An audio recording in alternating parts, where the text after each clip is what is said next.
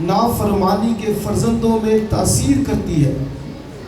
ان میں ہم بھی سب کے سب پہلے اپنے جسم کی خواہشوں میں زندگی گزارتے اور جسم اور عقل کے ارادے پورے کرتے تھے، اور دوسروں کی مانند طبعی طور پر غضب کے فرزند تھے۔ مگر خدا نے اپنے رحم کی دولت سے اس بڑی محبت کے سبب سے جو اس نے ہم سے کی، جب قصوروں کے سبب سے مردہ ہی تھے تو ہم کو مسیح کے ساتھ زندہ کیا، اور بریکٹ میں ہے تم کو فضل ہی سے نجات ملی ہے۔ 6 آیت، اور مسیح یسوع میں شامل کر کے اس کے ساتھ جلایا اور آسمانی مقاموں پر اس کے ساتھ بٹھایا، تاکہ وہ اپنی اس مہربانی سے جو مسیح یسوع میں ہم پر ہے آنے والے زمانوں میں اپنے فضل کی بے نہایت دولت دکھائی، کیونکہ تم کو ایمان کے وسیلے سے فضل ہی سے نجات ملی ہے، اور یہ تمہاری طرف سے نہیں، یہ خدا کی بخشش ہے، اور نہ اعمال کے سبب سے ہے، تاکہ کوئی فخر نہ کرے، کیونکہ ہم مسیح کی کاریگری ہیں، اور مسیح یسوع میں ان نیک اعمال کے واسطے مخلوق ہوئے جن کو خدا نے پہلے سے ہمارے کرنے کے لیے تیار کیا تھا۔ آمین۔ خدا کی برکت اس کے کلام کے پڑھے سنے جانے پر ہو۔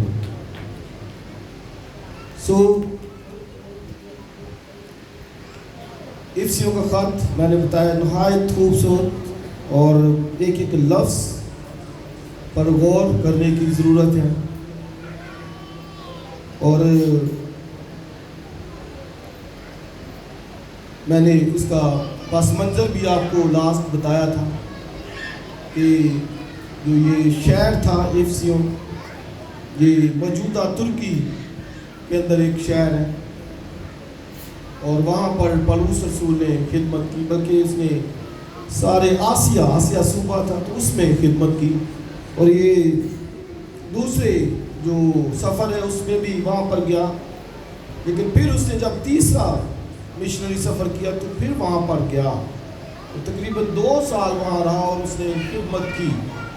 5 گھنٹے تقریباً پولس رسول اس کام کے لیے مختص کرتا تھا، خدا کے کام کے لیے۔ پھر اس نے وہاں پر کلیسیا قائم کی، اور نہ صرف وہاں پر بلکہ اور 7 کلیسیائیں بھی قائم کی، اور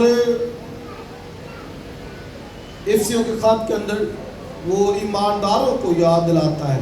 6 ابواب ہیں، پہلے 3 ابواب کے اندر وہ بتاتا ہے کہ خدا نے ہمارے لیے کیا کیا ہے، خدا نے ہمارے لیے کیا کیا ہے، اور اگلے 3 ابواب کے اندر وہ بتاتا ہے کہ اب چرچ کو کیا کرنے کی ضرورت ہے۔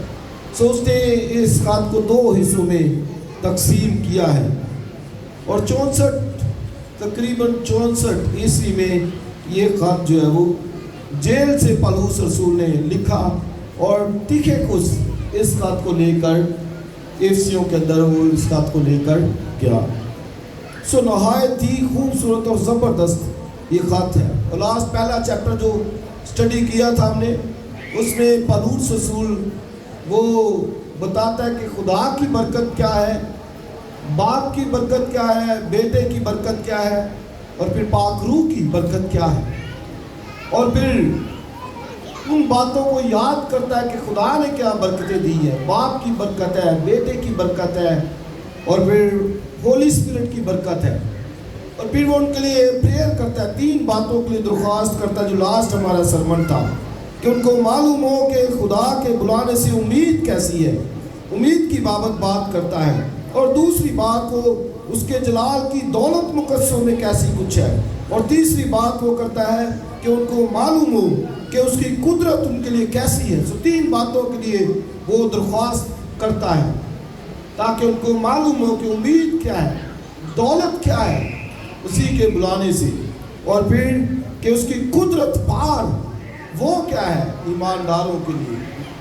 یہ 3 باتوں کی اس نے جو ہے وہ ان کے لیے پریئر کی ہے، درخواست جو ہے وہ کی ہے، اور آج ہم نے دوسرا چیپٹر جو ہے وہ شروع کیا ہے، اور پہلی آیت میں وہ بیان کرتا ہے اس نے تمہیں بھی زندہ کیا۔ پچھلے چیپٹر کے اندر وہ مسیح کے زندہ ہونے کی بات کرتا ہے کہ ایک مسیح ایک قدرت کے وسیلے سے جو ہے وہ مردوں میں سے جی اٹھا، اور پھر وہ کہتا ہے کہ نہ صرف وہ خود جی اٹھا بلکہ اس نے تمہیں بھی زندہ کیا، اور یہ ان کے لیے ایک بڑی بات تھی۔ اور وہ کہتا ہے تم جو پہلے مردہ تھے گناہوں کے سبب سے، قصوروں کے سبب سے، تم جسم کی خواہشوں کو پورا کرتے تھے، عقل کے ارادے کے موافق چلتے تھے، اس سے وہ کہتا ہے کہ اس نے اب تمہیں بھی زندہ کیا ہے۔ دوسرا چیپٹر جو ہی شروع ہوتا ہے، یعنی مسیح کو زندہ کیا تو اب وہ کہتا ہے تمہیں بھی جو ہے وہ زندہ کیا ہے۔ تو یاد رکھیے کہ ہر ایک شخص مردہ ہے، ڈیڈ ہے، اور آدم کو یہی کہا گیا تھا کہ جس دن تم نے پھل کھایا تو کیا ہوا؟ مرا، اور یہ موت ساری نسل انسانی میں سرایت کر گئی ہے، ساری نسل انسانی میں انسرٹ کر دی گئی ہے۔ اس نے یاد رکھیں کہ وہ ہر شخص مسیح میں وہ جو ہے وہ مردہ ہے، ڈیڈ ہے، لیکن جو ہی وہ مسیح میں آتا ہے تو وہ زندہ ہو جاتا ہے، زندگی اس کے اندر جو ہے وہ آ جاتی ہے۔ اور اس کی ایگزامپل میں اکثر اپنی اسٹڈی میٹنگ میں بھی دی کہ یہ سوئچ کو آپ جب آن کرتے جو ہی ابھی یہ آف ہے سمجھے، اس کو آن کیا تو اتنے وقت کے اندر ہی ایمان کے وسیلے سے زندگی جو ہے وہ انسان کے اندر آ جاتی، جب کوئی خدا کے بیٹے یسوع مسیح پر ایمان جو ہے وہ لے کے آتا ہے۔ اس لیے وہ کہتا ہے اس نے تمہیں بھی زندہ کیا۔ آپ دیکھیں زندہ کے تو اس سے پہلے موت ہے، اور اب تصور کیجئے کہ موت کتنی جو ہے وہ بھیانک چیز ہے۔ آدم 930 سال زندہ رہا، تو آپ دیکھیں 930 سال زندگی کے بعد جب وہ مرا، جب بے شک مار تو وہ پہلے گیا جب اس نے گناہ ان سے ہوا، تو لیکن جب وہ فزیکلی اس کی ڈیتھ ہوئی اور جب اس کو دفنایا گیا ہوگا تو آپ دیکھیں 930 سال تک زندہ ایک شخص رہا، اور جسے پتہ نہیں ہے موت کا، جس نے کبھی موت نہیں دیکھی، اس کے سامنے یہی ہے کہ زندگی ہے، خوشی ہے، برکت ہے۔ جب اس کو انہوں نے مر گیا، دفنایا گیا، تو کیا ان کے سامنے منظر ہوگا؟ انہوں نے کتنا اس کو اس لحاظ سے دیکھا ہوگا کہ اب اس کے ساتھ کیا ہو گیا ہے، یہ کچھ کرتا کیوں نہیں، بولتا کیوں نہیں، سنتا کیوں نہیں ہے۔ تو آپ دیکھیں کہ ان کے لیے کہ موت کیا چیز ہوگی جو فرسٹ ٹائم کسی نے جب اس کو دفنایا ہوگا۔ تو یاد رکھیں کہ یہی حالت ہے انسان کی بھی۔ پولس ان کو کہتا ہے کہ اس نے تمہیں بھی اب زندہ جو ہے وہ کیا ہے، اور نہ صرف زندہ کیا بلکہ لکھا ہے کہ آسمانی مقاموں میں سر بلند کیا ہے، اور پولس نے اس بات کو بہت اس خط میں استعمال کیا ہے۔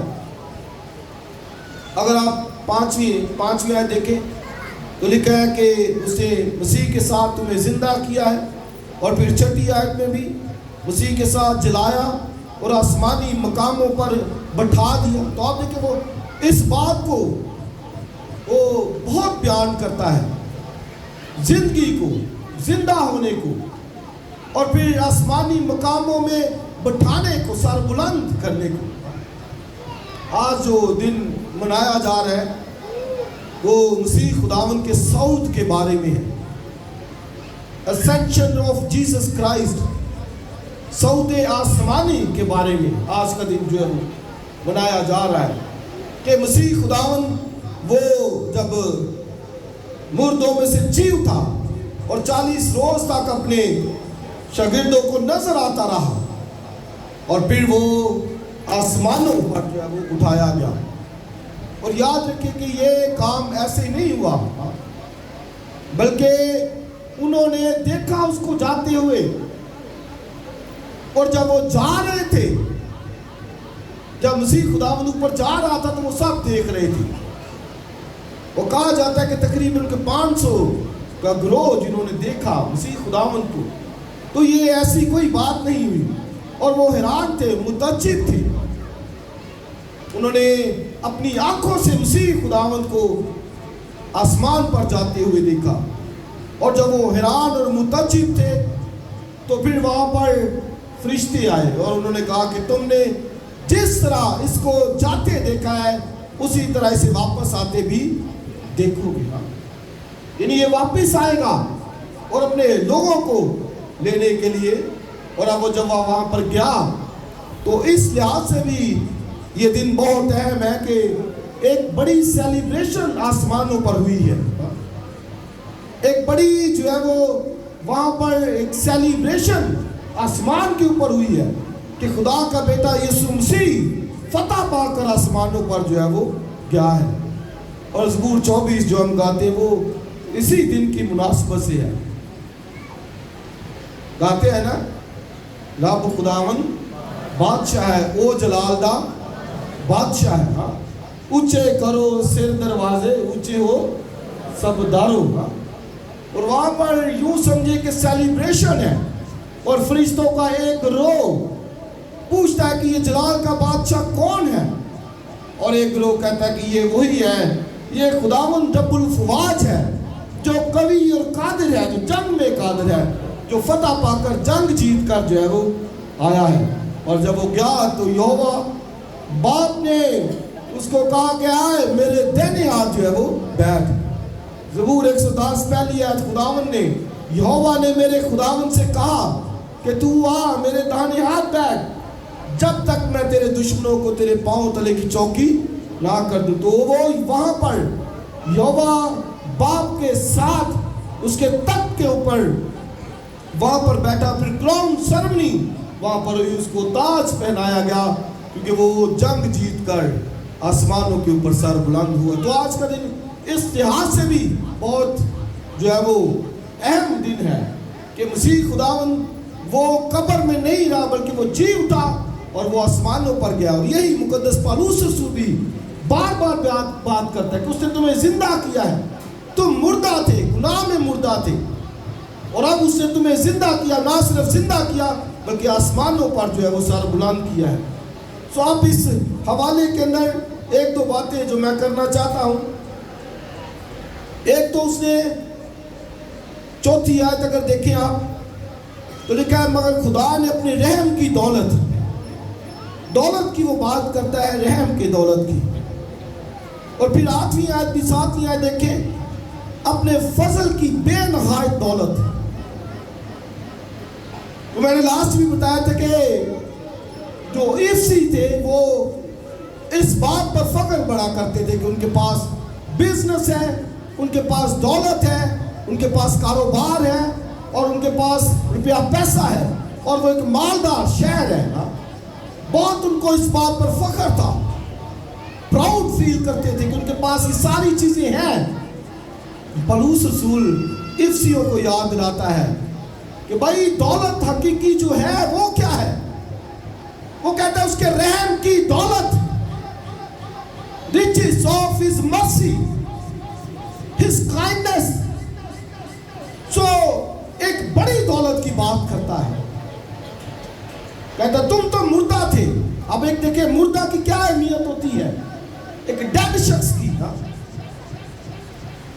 اسے کئی دفعہ لوگ جو ہے وہ بڑے وہ چیریٹی کرنا چاہتے ہیں، بڑا روپیہ پیسہ دینا چاہتے ہیں، بڑے نیک اعمال کرتے ہیں، بڑے لوگوں کو فالو کرتے ہیں، قانون کی جو شکیں ہیں ان کو فالو کرتے ہیں، سب کچھ کرنا چاہتے ہیں اپنے آپ کو پارسا دکھانے کے لیے، نیک دکھانے کے لیے. لیکن یاد رکھیں کہ پالوس ہر نیک کو ایک ساتھ میں کھڑا کرتا ہے. وہ کہتا ہے وہ ڈیڈ ہے، مردہ ہے. تو آپ دیکھیں کہ مردہ شخص کیا کر سکتا ہے؟ نتھنگ، کچھ بھی نہیں، کچھ اس سے ہو ہی نہیں سکتا جتنا مرضی کر لے. اگر آپ میرے ساتھ ذرا دیکھیے 10ویں آیت دیکھیے، کیونکہ ہم اسی کی کاریگری ہیں. اور اگلا حصہ کیا لکھا ہے ذرا بولے صاحب؟ مسیح یسوع کہتا ہے ہم اسی کی کاریگری ہے اور نیک اعمال کے واسطے مخلوق ہوئے ہیں. تو مطلب کیا ہے کہ مسیح کے بغیر اگر کوئی کرتا بھی ہے تو کوئی اس کی اہمیت نہیں، کیونکہ وہ ڈیڈ ہے. ایک مردہ شخص کر ہی نہیں کچھ سکتا. اس کو تو ویٹ کرتے کہ بھائی سارے گھر والے رشتہ دار عزیز و اقارب جو آتے کہ کب جلدی سے جلدی اس کو ادھر قبرستان میں رکھ کے آئیں، دفنائیں اس کو، ٹائم زیادہ ہوتا جا رہا ہے، ڈیڈ شخص کچھ نہیں کر سکتا۔ اس سے پولس کہتا ہے مسیح یسوع میں۔ کئی دفعہ ہم بہت سے لوگ دیکھے ہیں چرچ نہیں آتے، عبادت نہیں کرتے، وہ کہتے یہ دیگ ہم نے دی ہے، یہ دی ہماری طرف سے، بڑا فخر محسوس کرتے، پھر کچھ فائدہ نہیں ہے اس کا۔ مسیح یسوع میں یاد رکھے ہمیں نجات مفت میں ملی ہے، اور ذریعہ کیا ہے؟ ایمان کے وسیلے سے ملی ہے۔ اور پھر کس لیے ملی ہے؟ تاکہ ہم نیک کام کریں۔ ہم نجات کے لیے نیک کام نہیں کرتے، نجات ہمیں فری میں ملی ہے، ایمان کے ذریعے سے ملی ہے۔ کبھی بھی نجات کے لیے کوئی شخص کچھ بھی نہیں کر سکتا۔ نجات کے لیے نجات صرف اور صرف خدا کے بیٹے یسوع پر ایمان کے وسیلے سے، ہاللیلویا۔ اور یہ فری، یہ مفت ہے، اس کے لیے کچھ کوئی کر نہیں سکتا۔ لیکن ہاں ایماندار کیوں کرے؟ کیونکہ وہ نجات یافتہ ہے، وہ دکھائے اپنی نجات کو۔ کیسے دکھائے گا؟ کاموں سے۔ اسی بات کو یعقوب کے خط میں لکھا ہے کہ اگر ایمان بھی اس کے ساتھ عمل نہ ہو تو کیا ہے؟ بولیے، مردہ، ڈیڈ فیتھ۔ اور اس نے مردہ کی بھی وہاں پر بہت سی باتیں کی ہیں، تم مردہ تھے، ڈیڈ تھے، بار بار وہ اس بات کا ذکر، لیکن مسیح میں زندہ کیے گئے ہو۔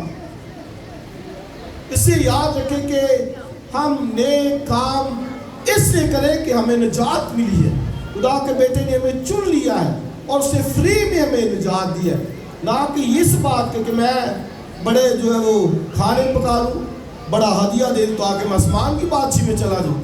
اور باتوں پر لوگ کرتے بھی ہیں، کوئی مار گیا ہے تو پہلے تو کرتے نہیں، بعد میں اس کے لیے وہ کرتے ہیں جی میں وہ کھانا دے آؤں تاکہ وہ وہاں سے آگے چلا جائے۔ اور یہ غلط تعلیمات، ایک مت، بدعت جس کے بارے میں تعلیم دی جاتی ہے، کیا آپ کا بھی عزیز وہ وہاں پر ہے، اس پورشن میں ہے جسے برزخ بھی کہا جاتا ہے۔ اور اگر آپ اتنی چیریٹی کریں گے، اتنے پیسے دیں گے، اتنے ہدیے دیں تو وہ اس سے آگے چلا جائے گا، نجات پا جائے گا۔ ہرگز ایسے نہیں ہے۔ نجات ہمیں فری میں ملتی ہے، ایمان کے ذریعے سے ملتی ہے۔ اور یہ دیکھیں خدا نے فری میں کیا کیا ہے ہمارے لیے، ذرا ان باتوں پر آپ غور کیجیے۔ دوسرے باب میں پہلا خدا نے جو کام کیا وہ کہتا ہے اس نے تمہیں زندہ کیا ہے۔ تو آپ دیکھیں ایک مردہ شخص کو اس نے زندگی دی، مطلب کیا ہے کہ زندگی کا بیج ہمارے اندر رکھ دیا ہے، سیڈ ہمارے اندر ہے ایمان کے ذریعے سے۔ اور میں نے کہا کہ یہ بالکل ایسے ہی جیسے آپ سوئچ آن کرتے ہیں اور لائٹ ہو جاتی ہے، اسی طرح سے جب ہم ایمان کا سوئچ اپنی زندگی میں آن کرتے ہیں تو ہمارے اندر بھی خدا کے بیٹے یسوع کا نور جو ہے وہ آ جاتا ہے ان دی سیکنڈز۔ اور نجات یہ فری میں ہے، مفت میں ہے۔ اور پھر دوسری بات جو خدا نے کی وہ کہتا ہے کہ اس نے تمہیں جو ہے وہ تم سے محبت کی۔ اور پھر تیسری بات جو وہ کرتا ہے مسیح کے ساتھ زندہ کیا، یعنی سیوڈ کیا، بچایا۔ اور چوتھی بات جو کرتا ہے وہ مسیح کے ساتھ آسمانی مقاموں پر بٹھا دیا۔ اور پھر چوتھی بات جو وہ کرتا ہے کہ آنے والے زمانے میں اپنے فضل کی بے نہایت دولت دکھائے۔ ایک بڑا پلان خدا نے رکھا ہے، آنے والے زمانوں کے اندر کا پلان رکھ دیا ہے کہ آنے والے زمانے میں کیا کچھ ہوگا، کیا برکات ہوگی۔ اس سے وہ کہتا تمہیں آسمانی مقاموں میں سر بلند کیا ہے۔ ہم وہاں پر کبھی دیکھتے ہی نہیں اپنے آپ کو، ادھر ہی بس دیکھتے رہتے ہیں۔ شکاش اپنے آپ کو وہاں پر بھی دیکھیں۔ یاد رکھیں کہ میں اکثر کہتا ہوں کہ ایک بلیور، ایک ایماندار، وہ ایک ہی وقت میں زمین پر بھی ہے اور آسمان پر بھی ہے۔ خدا نے اس کے لیے ایک پلان رکھا ہے، منصوبہ رکھا ہے کہ وہ ایک وقت آئے گا جب خدا دکھائے گا पौलुस कहता है वहां पर, क्या कहता है, ताकि वो अपनी उस मेहरबानी से जो मसीह यीशु में हम पर है आने वाले ज़मानों में अपने फजल की बेनहायत दौलत दिखाए। उस वक्त आंखें खुल जाएगी कि है क्या। और इस बात को पौलुस ने बयान किया। वो कहता है कि वो चीजें जो ना कानों ने सुनी ना आंखों ने देखी, लिखा खुदा ने, बोलिए, अपने मोहब्बत रखने वालों के लिए तैयार कर दिया, जो कभी किसी ने देखे ही नहीं। उस वक्त वो प्लान जाहिर होगा कि ईमानदारों के लिए क्या खुदा ने बरकत रखी। और कई दफा इन्हीं चीजों के लिए, जिस्मानी चीजों के लिए रोते रहते हैं, ये नहीं है, वो नहीं है। फिक्रमंद, काश कोई उसके रहम की दौलत को जाने, कितना बड़ा रहम है। एक मुर्दा को जिंदा कर दिया, और क्या चाहिए। उधर पड़े रहना था जहन्नम के अंदर, हाँ, वहां पर जन्नम की आग में जलते रहना था, लेकिन यीशु मसीह ने आकर हमें जिंदा कर दिया। प्लान खुदा के वो दिखाएगा, उसके रहम की दौलत। इफ्सियों वो कहते थे बड़ा दौलत है, वो कहता नहीं भाई, वो दौलत नहीं, दौलत ये है उसके रहम की दौलत। और कहता फजल की बेनहायत दौलत दिखाए। लुदीकिया की कलीसिया वो कहती बड़े अमीर हैं यार, उन्होंने कहा तू गरीब है, अंधा है, कुतार नजर है, तुझे समझ नहीं है, नजर नहीं आता तुझे। वो दौलत, वो बरकत आसमानी मकामों में जो मसीह के साथ है, वो तुझे नजर नहीं आ रही। जिनको नजर आती थी पूछिए उनसे। पौलुस कहता है कंगालों की मानद है। किन की मानद है? कंगाल। ये तो कहते भाई दे भैन कंगाल ही मिला, इन्हों दे कोई कुछ नहीं है, कंगाला नहीं माने। लेकिन याद रखिए कि अगर ईमान की दौलत है, रहम की दौलत है, फसल की दौलत है, आप सबसे दुनिया के अमीर शख्स हैं अगर ये दौलत है हमारे, ये वेल्थ है। कहता हम कंगालों की मानद, लेकिन कहता बहुत कुछ रखते हैं, नजर आ रहा है, वेल्थ है, दौलत है। तो ये वो बरकत उनको याद दिलाता है इफ्सियों को, कि दुनिया कहती है कि उनके पास ये है, इफ्सियों के पास सब कुछ है, लेकिन वो कहता है कि दौलत जो है वो उसके रहम की दौलत है। और उसी यहाँ पर इफ्सियों के खात के अंदर यही बड़ा किया। और वो इस पर कहते थे अर्थमस की देवी की वजह से हमें हमारे पास बरकत है। अर्थमस की देवी की वजह से। आज भी बहुत दफा कई लोग बरकत खुदा देता है, वो कहते नहीं वो सी जी वो पता नहीं वो पीर तो दुआ कराई सी ता साढ़े वाल, वो भाई बरकत खुदा की तरफ से, दौलत खुदा की तरफ से, इज्जत जो है वो खुदा की तरफ से।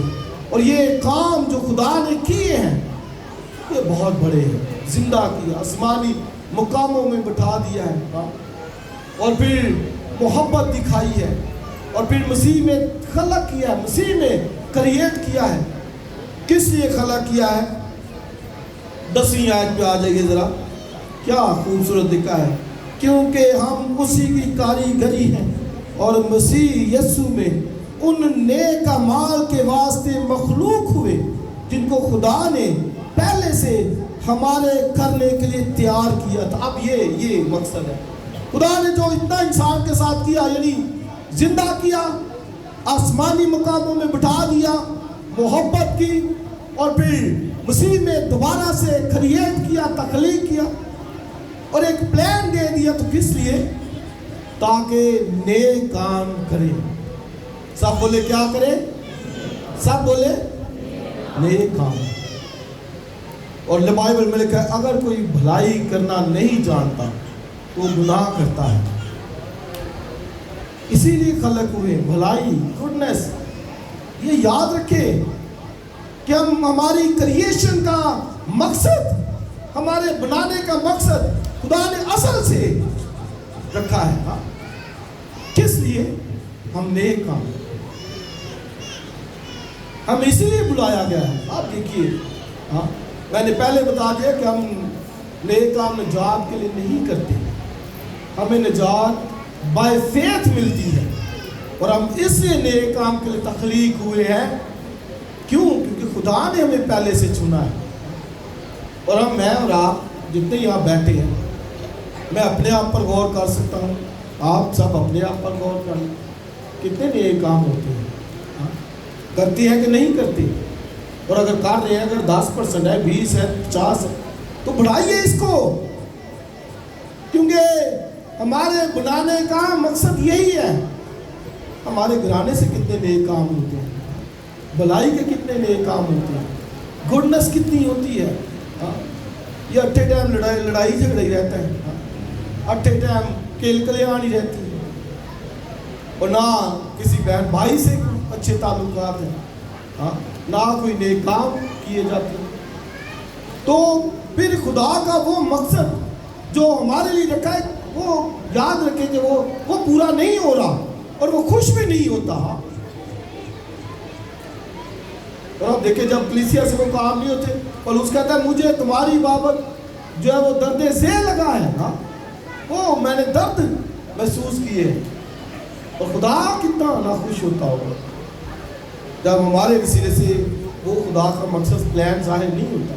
اس سے بہنوں بھائیوں, خدا کی یہ جو برکات ہے, اور اس حصے کے اندر 7 بڑے کام جو خدا نے ہمارے لیے کیے ہیں, پولس ان کو گنواتا ہے کہ خدا نے یہ کیا ہے. اور اب ہمیں جو کرنا ہے وہ کہتا ہے کہ نیک اعمال کے واسطے مخلوق ہوئے ہیں, اور جن کو خدا نے پہلے سے ہمارے کرنے کے لیے تیار کیا تھا. مجھے اور آپ کو تیار کیا گیا, مجھے اور آپ کو بنایا گیا ہے. کس کے لیے؟ نیک کام کے واسطے خلق کیے گئے, اسی میں تخلیق ہوئے ہیں, تاکہ اپنی زندگی سے اپنے خداوند کو جلال دے سکیں. سو خداوند ہمیں توفیق دے, فضل دے, تاکہ ہم اپنے خدا کی مہربانی, اس کے رحم کی دولت, فضل کی دولت کو نہ بھولیں, بلکہ ان کو یاد کر کے جس طرح ہم پر رحم ہوا ہے ہم بھی رحم کرنے والے ہوں, اور دوسروں کے ساتھ محبت, بھلائی اور رحم سے پیش آنے والے ہوں. خداوند ہمیں برکت دے. God bless you.